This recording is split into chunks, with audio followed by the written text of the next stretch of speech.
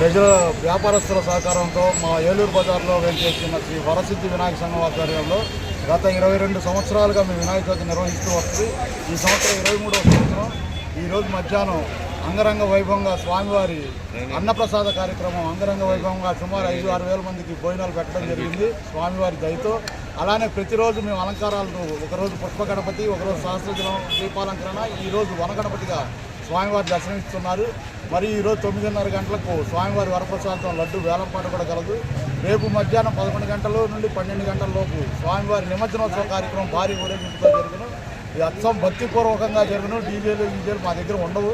మేము ఏది చేసినా స్వామివారికి అనుకూలంగా స్వామివారి దయతో మా పంతులు గారు చెప్పిన విధంగానే నడుస్తాం. మేళతాళాలతో వేరే విధంగా మేము వెళ్ళము. ఈ అవకాశాన్ని గుంటూరు ప్రజలందరూ వినియోగించుకుంటున్నారు. చాలామంది దర్శనానికి వేలాదిగా తరలి వస్తున్నారు. స్వామివారి దర్శనం చేసుకుని వెళ్తున్నారు. మా శ్రీ వరసిద్ధి వినాయక స్వామి గత ఎన్నో సంవత్సరాలుగా చాలామంది కోరికలు చాలా విధాలుగా తీర్చి ఉన్నారు. అందరూ మాకు సహకరించిన ప్రతి ఒక్కరికి, పోలీస్ డిపార్ట్మెంట్ వారికి, మీడియా వారికి, మా ఏలూరు బజార్ వ్యాపారస్తులకు, ముఠా కార్మికులకు, ఆటో ఓనర్స్ అండ్ వర్కర్స్, గుమస్తా సోదరులకు అందరికీ మా హృదయపూర్వక ధన్యవాదాలు తెలుపుతున్నాము. జై గణేష్ మహారాజ్ కి, జై గణేష్ మహారాజ్ కి, జై గణేష్ మహారాజ్. గణపతయే నమః ప్రమదపతయే నమస్తే స్థలంబోదరాయ ఏకదంతాయ విఘ్న వినాశినే శివసుతాయ శ్రీవరదమూర్తయే నమో నమః. కలౌ చండీ వినాయకో అన్నారు.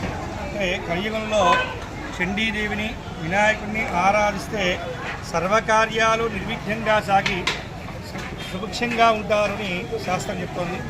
ఇప్పుడు గణపతి నవరాత్రులు భాద్రపద శుద్ధ చవితి నుంచి 9 రోజులు కూడా జరుగుతూ ఉంటాయి.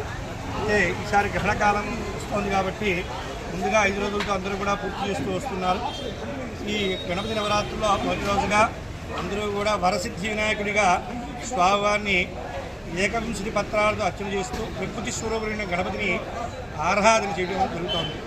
ప్రకృతిలో నుంచి వచ్చిన ప్రకృతి స్వరూపమైనటువంటి గణపతిని ప్రకృతిలో నిమజ్జనం మట్టితో ఉన్న వినాయకుడిని ఆరాధన చేస్తూ ఆయన మృణమైన గణపతిని ఆ యొక్క నదిలో కానీ సముద్రంలో కానీ కలిపేస్తూ ప్రకృతి స్వరూపంగా అర్చన చేసి ప్రకృతిలో నిమజ్జనం చేయడం జరుగుతుంది. మొదటి రోజుగా అర్చన ఏకవింశతి పత్రాలు జరిగింది. రెండవ రోజు పుష్ప గణపతిగా అలంకారం జరిగింది. మూడవ రోజు గణపతిగాను తర్వాత ఈ మండపంలో కాబట్టి అన్నదాన సమానం చేసి రేపులతో నిమజ్జనం పూర్తి చేస్తారు. కాబట్టి భక్తులందరూ కూడా స్వామివారి దర్శనం చేసుకొని స్వామి కృపకు పాత్రగా వస్తుందిగా కోరుకున్నాం.